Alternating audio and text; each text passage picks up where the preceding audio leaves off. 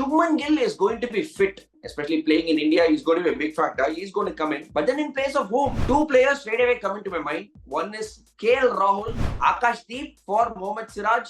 I'm a little bit 50-50 on it, but your thoughts on that? Siraj definitely needs that break. Another point, one player that we have to put into debate is... I will bring in Akshar Patel instead of Kuldeep because Akshar Patel is quick. Okay, Akshar Patel and Jadeja are similar type of bowlers who bowl a little bit faster through the air. Both are left-arm orthodox spinners.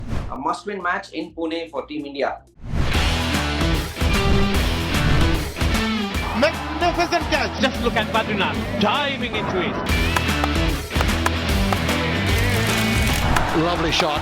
Kicks it over the offside. That's a good shot. Back-to-back boundaries.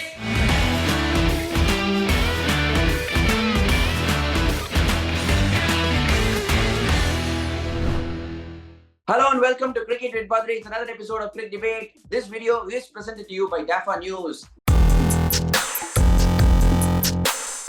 We have Priyatham with us. Hi Priyatham. Nice to see you still smiling even after that loss that India faced against New Zealand.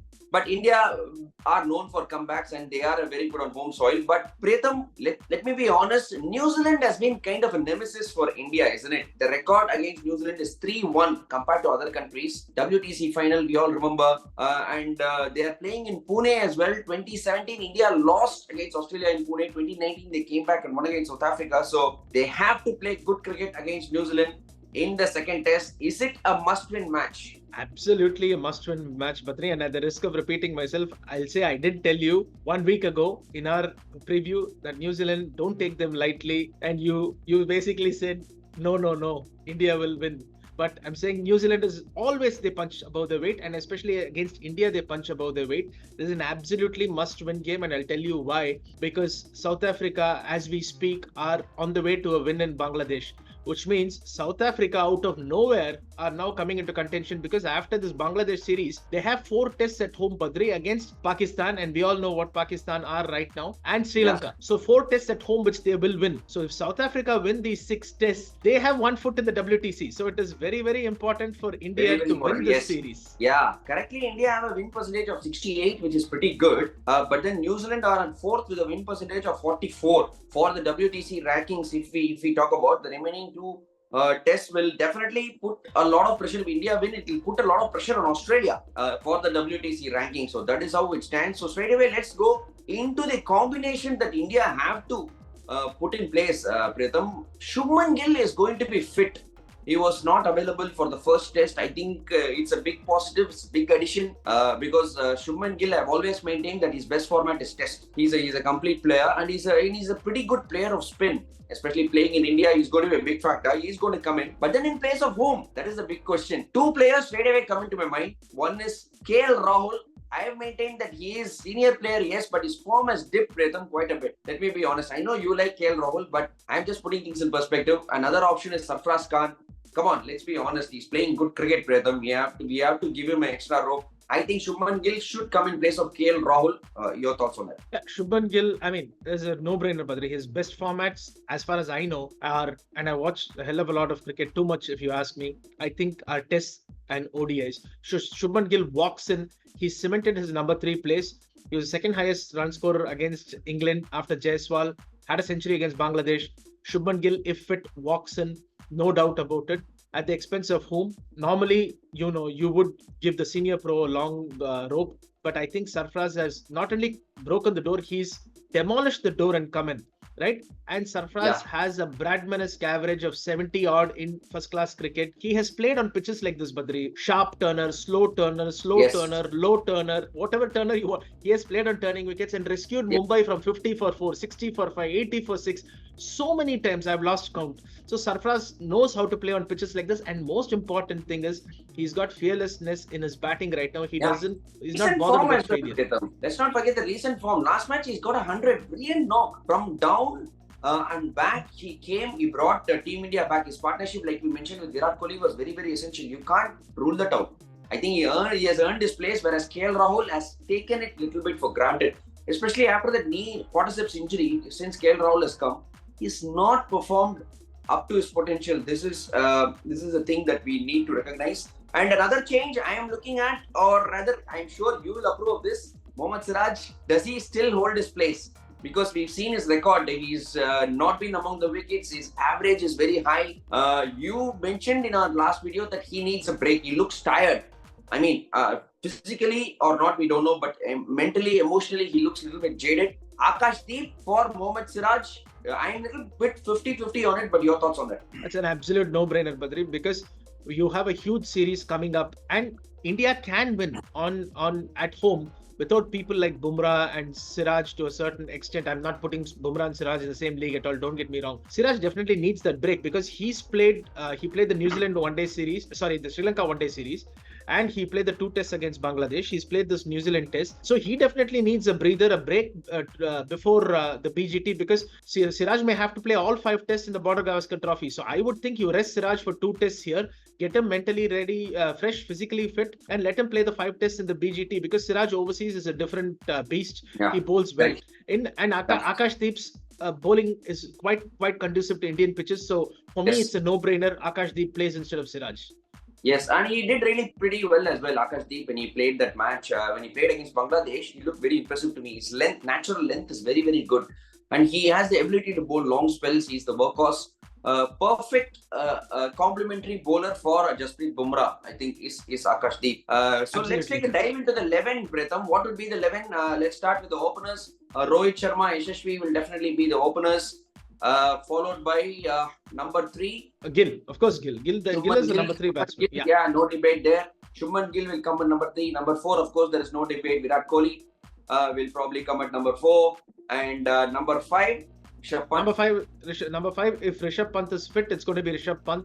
If Rishabh Pant is not fit, it will be Safras at 5 and Jurel at 6. But if Rishabh Pant is fit, he comes in at number 5. And they said he's fit. Yeah. That's a straightforward equation. There is no debate there. Let's hope Rishabh Pant is fit for this crucial game. I think he will be. That's what the news that is coming in. But then Jurel will come in place of Pant, and he will bat at number 6, and Sarfaraz will bat at number 5.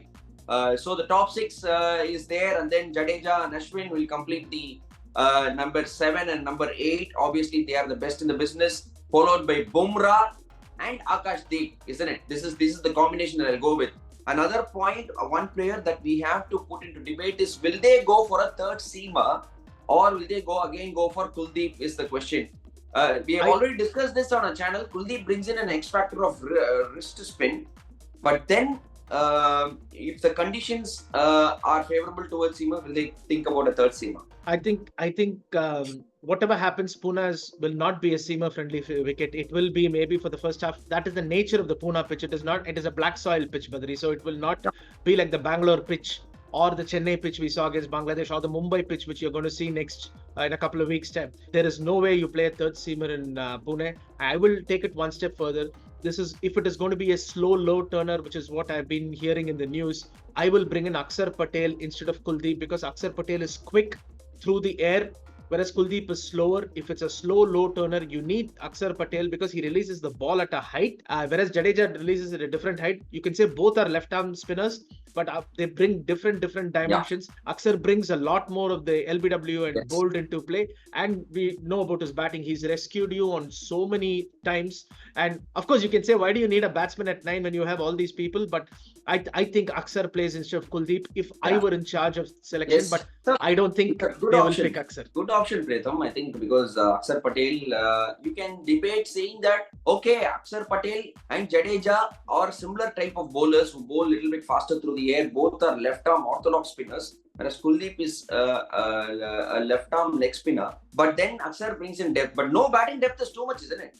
You can always have the luxury. You mentioned it that India has a long tail. This point will be addressed with Akshar Patel coming into. In case you end up bowling second, you might be needed. The spinner might be needed later on going into the game. But then depth will also be there. No depth is too much depth. No depth, and I'll tell you where Akshar will be even more important, Badri. If New Zealand win the toss, bat first, it is really a slow, low turner, and New Zealand managed to put up a good score, 375 to 400, and India lose a couple of wickets. You need somebody like Akshar Patel there to take you to par, and Akshar, the batsman, is very underrated. He's phenomenal against spin. He's played Yeah. domestic cricket. He is a very good player of spin. So Akshar Patel in the 11 will not weaken you on this pitch for sure. On a true Yes. pitch, I would pick Kuldeep, like the Vizag track against England or Dharamshala. But on a pitch like this, Akshar will add more value than Kuldeep for Yeah. sure. I think this decision will purely depend upon Rohit Sharma, the captain, what he wants. He's been having a liking towards Kuldeep Yadav in recent times. He likes the spin, and like Kuldeep Yadav as a player, he's been backing him a lot. So let's Absolutely. wait and watch what Rohit does. Yeah, just a word on New Zealand, Pritham. Kane Williamson, if he is fit, it's going to be a big boost, isn't it? If he comes into New Zealand side, what's going to be the scenario there? Ken What's the Williamson's not fit, Badri. He's not Okay. not even in the country at the moment. He's still in New Zealand alright. rehabbing. So if at all he's fit, he's going to come in for Mumbai, and I think that's where India missed a golden trick in the first test, because they could have, I mean, if they'd batted first, bowled first, they would have won that game, because Kane Williamson is their best player of spin bowling, no doubt. And now Rachindra Ravindra is making a claim to be the best player of spin bowling on the team, but Williamson and Ravindra together would have been a nightmare for the Indian bowlers, because both are fantastic players of spin. So no Williamson, this is India's best chance to equalize, because Williamson is a class act when it comes to playing spin. And he's proved that in India before. Yes, I think New Zealand will remain probably unchanged. They don't have many injury worries or anything like that. I think so. New Zealand have played good cricket, and they've been good players of spin. Yes, Pritham. I think New Zealand will make one change, Badri. I think if it's a slow low turner, Mitchell Santner comes in either for a Tim Southee. I know Tim Southee contributed 65 with the bat, and he took a couple of vital wickets, including Sarfaraz with the new ball. Or I don't see them dropping Glenn Phillips, because Glenn Phillips is one of those lucky bowlers. He managed to get a wicket. So I think one of those quick bowlers, either Southee But or Glenn Matt Phillips is Henry, a better batsman, Pritham. He's in the team for batting. He can bowl a bit, but then Glenn Phillips is in the team for batting. It's really unfortunate that Mitchell Santner isn't playing, isn't it? For the quality of spinner that he is, in any other team, he will straight away walk in. I think Mitchell Santner comes in this test instead of Southee. That is the way I read it. Okay, let's wait and watch. So Santner for Southee is what Pritham says. We have to wait and watch what will be the 11 for New Zealand. But they are not going to be any pushovers. They proved it in the first test. India have their hands full. A must-win match in Pune for Team India. Let's wait and watch. Thank you, Pritham, for coming on Cricket with Badri and sharing your thoughts. A stern test awaits Team India. This video was presented to you by DIVO News. Don't forget to like, share, and subscribe, and press the bell icon as well. Whenever you post a video, you will get a notification. Thank you guys. See you soon. Bye.